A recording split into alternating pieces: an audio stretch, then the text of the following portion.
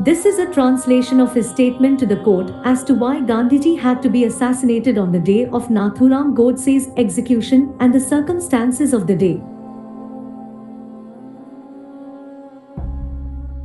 I used to have differences with Congress leaders and now they are. This is evident in my letter to Savarkar on 28 February 1935.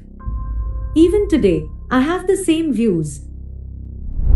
I have no enmity with Gandhiji.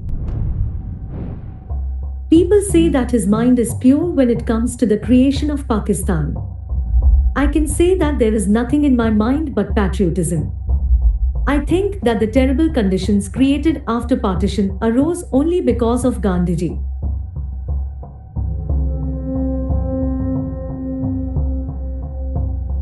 I knew that people would have a strong negative impression on me after the murder.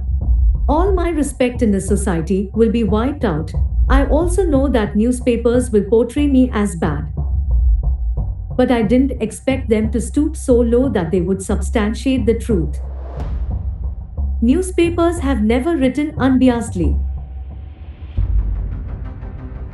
If they, the country's leaders, had given less importance to a man's personal thoughts, Gandhi, and gave more importance to the well-being of the country, the leaders of the country would not have accepted the partition of the country and the formation of Pakistan.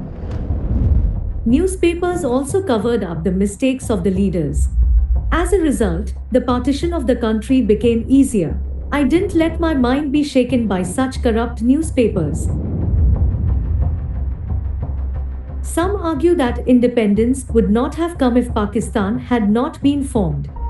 I don't agree with that argument. The leaders have put forward this argument to cover up their mistakes.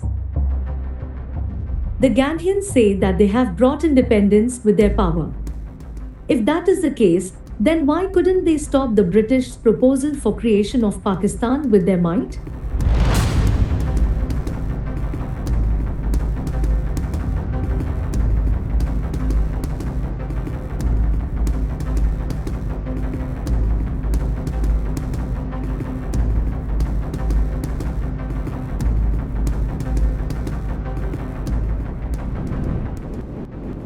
In my view, Gandhi and his followers had the same strategy.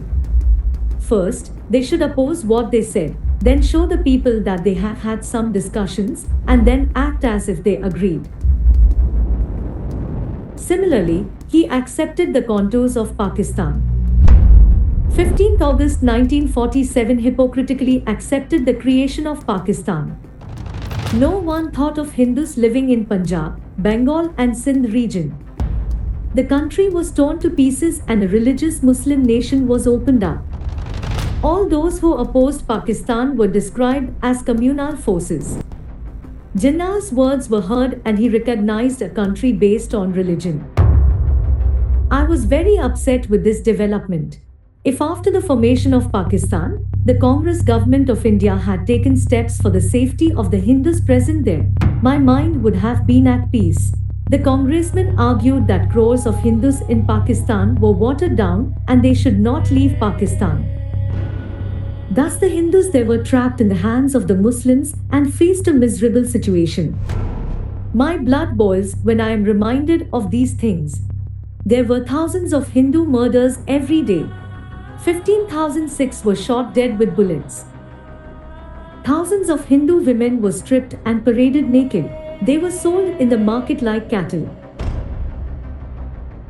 Unable to bear this, lakhs of Hindus were forced to flee to save their religion by leaving their homes of property. Their number is such that the crowd they are coming to the queue is 40 kilometers long.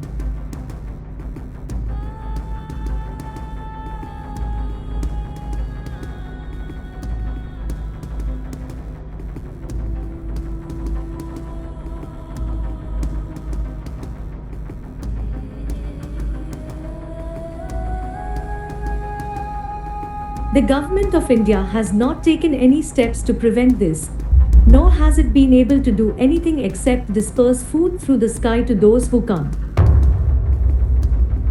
It would have been of no use if the Indian government had appealed to Pakistan to stop these rapes or threatened that the safety of Muslims here would be compromised if you continued with the atrocities. None of this has been done by the government of India. The government of India used to walk only on Gandhiji's eyeballs. Gandhiji had a completely different attitude. Newspapers that wrote facts on the atrocities of Hindus in Pakistan were labeled as a magazine that created differences between Hindus and Muslims. Legal offences were registered against them. They were taken in accordance with the Press Emergency Act. I've also received a lot of notices. In those days, he asked for a bail of 16,000 rupees. Morarji Desai said 900 such actions have been taken. Not only this, the words of the members of the Press Council were not heeded at all. In spite of all these injustices and atrocities against Hindus, Gandhi did not say a word against Pakistan or against Muslims. After seeing all this, the hope of convincing Gandhiji peacefully was dashed. Gandhi was the root cause of the destruction of Hindu culture in Pakistan at the hands of Muslims. Had the right political measures been taken, such a Hindu massacre would not have taken place. Never in history have Hindus been subjected to such a massacre. The important thing to consider is that Gandhiji never respected the sentiments of the Hindu people while solving the problems of Muslims. There had already been so much bloodshed under the guise of ahimsa that the people of India were not even ready to listen to anything else on behalf of Pakistan. It is clear that as long as Pakistan's religious arrogance regime continues, there will be unrest in India. Nevertheless, Gandhi was biased towards the Muslim League leaders, leading Pakistan to the fore. Under such circumstances, he went on a fast unto death on pro-Muslim and anti-Hindu conditions. Those conditions were the immediate evacuation of Hindus who had been driven out of Pakistan and taken shelter in mosques in Delhi. They convinced the government by threatening them in the name of hunger strike with these conditions. I was in Delhi when these incidents took place. Those are winter days, it rains heavily. Those who had been driven out of Pakistan came with bandages, there was no shade of shelter, but mosques, including infants, were evacuated in the intense cold of the rain. Through his fast, Gandhi won the race. No attempt was made to show them another shelter. Some of them reached the luxurious Birla house where Gandhi lived and asked for shelter. But Gandhi's mind was not moved. No matter how tough a person's mind is, the mind melts when you see it. I couldn't bear to see this with my own eyes. My mind became agitated. Are these refugees staying in mosques for luxuries? This was the plight of those who had left their house and planted a tree for the mistakes of the leaders and had come to earn their lives. Gandhi had a full understanding of these realities that occurred due to partition. At that time, not a single temple or gurudwara was safe in Pakistan. The refugees witnessed how their places of worship were desecrated. What's wrong if the refugees who have come to Delhi don't have a shade of shelter and are in waste mosques? Who created these conditions and who was responsible for it? What if there are provisions that mosques which are unusable should not be used even from a humanitarian point of view? Why didn't Gandhi, who insisted on the Manko and evacuated the mosques, showed him another alternative? Why do they need to live under the trees in the freezing cold? Why didn't Gandhi want temples in Pakistan to be handed over to Hindus? This showed that Gandhi's non-violence was a sham. He did not impose any condition for the protection of Hindus in Pakistan to end his hunger strike. The world would have known that even if the condition was imposed, the Muslims in Pakistan would not pay heed to it, and that even if he died, they would not suffer as much as the loss of hair. He had already learned from experience that Gandhi's fast had no effect on Jinnah. He also knew that the Muslim League would not count on him.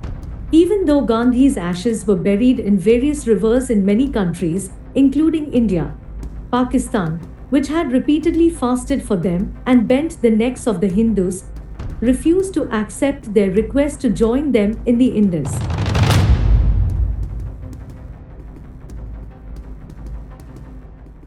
Let's come to India's rupees 55 crore compensation to Pakistan and Gandhi's fast. Let's hear what Sardar Patel said in his own words. It is very difficult for any government to change its decision. But the Indian government was forced to reverse its decision to withhold compensation of 55 crore rupees to Pakistan for the conspiratorial occupation of Kashmir due to Gandhi's fast. The decision taken by the government, as a representative of the people of India, to stop the compensation of 55 crore rupees was taken as Pakistan had invaded Kashmir and occupied a lot of territory. That territory belongs to the people of India, and the government has to work for the people. India withdrew the decision because only one person had threatened to fast. It seemed to me then that the sentiments of the people of India had no value in the face of Gandhi's partiality towards Pakistan. Gandhi always spoke on behalf of Pakistan. There was no power in the country to stop him. In such a situation, there is only one way left to save Hindus from the atrocities of Muslims. There was no other way but to put an end to Gandhi. Gandhi is known as the father of the state, but he miserably failed to play the role of a father. The country was divided into two without mercy. If he had wholeheartedly stood against partition, there would have been no other option but for the Muslim League or the British to bow down. Though most of the country is against partition, Gandhi has betrayed the country. Thus he will become the father of the state who gave birth to Pakistan and not the age-old India. Thus, by calling me the father of the state, I thought it was my duty as the son of this country to kill the man who had torn my India to pieces and took up the assassination of Gandhi. Now tell me how Godse becomes a Hindu terrorist.